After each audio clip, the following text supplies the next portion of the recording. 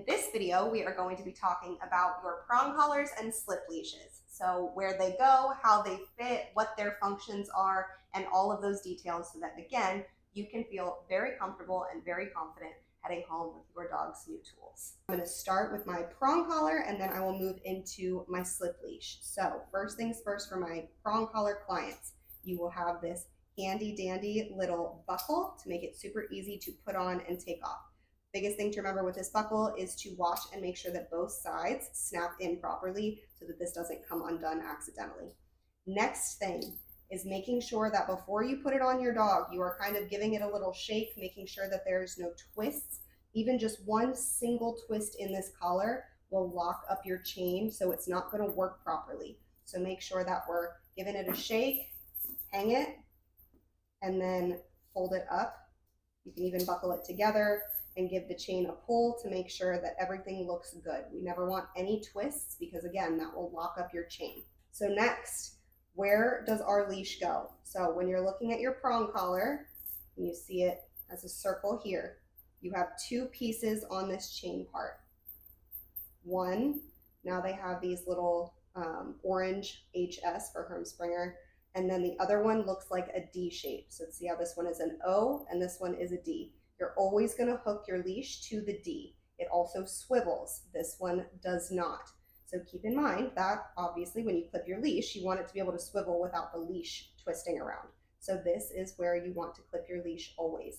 If you clip your leash to this little O-ring, you will lock up your chain. So see how that makes a twist on either side? You'll lock up your chain and your prong collar isn't going to be working properly. So again, always hooking your leash to your D-ring. Talking slip leash now. So of course it's a leash, so any leash is going to have a handle on the one end. So that's my handle end. And then over here is for their neck. So all slip leashes are going to have some sort of stopper to keep this from opening any bigger. And then of course we are opening it wide enough to slip over our dog's head and then putting the stopper down so it is comfortably snug. And I'm going to show you in just a second where all of these tools should be sitting and how they should be fitting.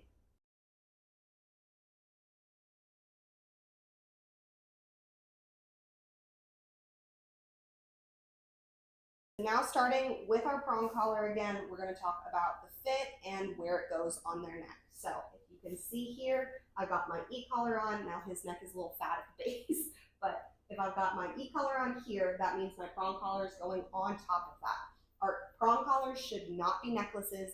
They should not be low. They should not be massive around their neck. It should be up, snug, usually, nice and high around their neck, just behind their ears. So you can see here, this is where my leash swivel is, and then you can see it goes just beyond their ears. When I'm putting this on, because I send you guys home with the buckle, and the buckle is it goes directly right here if you are looking at how the collar is made. So it's right at the bottom compared to the top where our leash goes. So when you're putting it on, make sure you're not putting it on with the leash part underneath and clasping at the top, because we don't want our leash pressure coming from directly under their neck.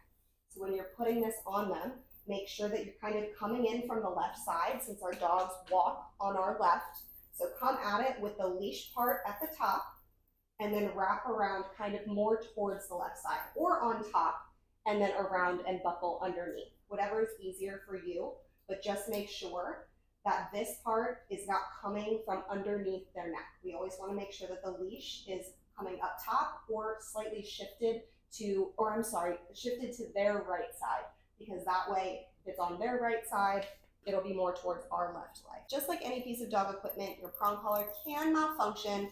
Typically what happens is these prongs will get pushed and then one of them might pop off. So what you can do, aside from making sure to check your equipment every time before you put it on your dog, is clip a safety clip to your O-ring. So remember, this is the one we clip our leash to, the swivel D-ring. What you can do is go on Amazon and you can use a carabiner, but I typically prefer the safety clips because they have two easier clips to get on and off. You clip it to your O-ring, and then once your prong collar is on and you've got your safety clip, you clip it right here, and then you clip the other end to their flat collar. So that means that if this for some reason came apart, so popped off, you'd have your safety clip clipped to your O-ring. So by proxy, your leash is still connected to your prong, which is connected to your flat collar. So that is just a great way to make sure that your dog can't run away, or if you have a dog that's maybe a little bit more of a flight risk, nervous in public, not friendly with other dogs or people, that's just a great way to make sure that you're always connected to your dog. God forbid your equipment malfunction. Last but not least is my slip leash. So similar to our prong collar, we want it up nice and high on their neck. Again, above their e-collar if they're going home with one. So we're going to open this up big enough to go over their head, and we're going to stop it just behind their ears, just like the prong collar. Then we're going to cinch it down and move your stopper down so that it is snug. Now, obviously, we don't want to choke our dogs, but we want it snug enough that it's not going to move. Again, it's not a necklace. We don't want it loose. So about one finger snugly underneath is just fine. So again, we want it either in the center of their neck or off to the left or to their right just a little bit because they're walking on our left side. We don't want the pressure coming from under their neck or from the wrong side of their neck because then you're going to be causing friction and discomfort instead of just pressure on and pressure off. But just like anything else, if you ever have any questions, concerns, you're unsure about something, always feel free to reach out to me. That's what I'm here for. I want to make sure that the tools are being used properly, are fitted properly, so that you guys can be successful at home. So if you ever have any questions, especially even for my clients who might have younger dogs who are still growing and you're curious about fit and movement for your prong collars, just reach out to me. I'm happy to help. I can always send links for extra prongs. Always only add one extra prong at a time. And remember, we're looking for a comfortably snug fit for any of our collars.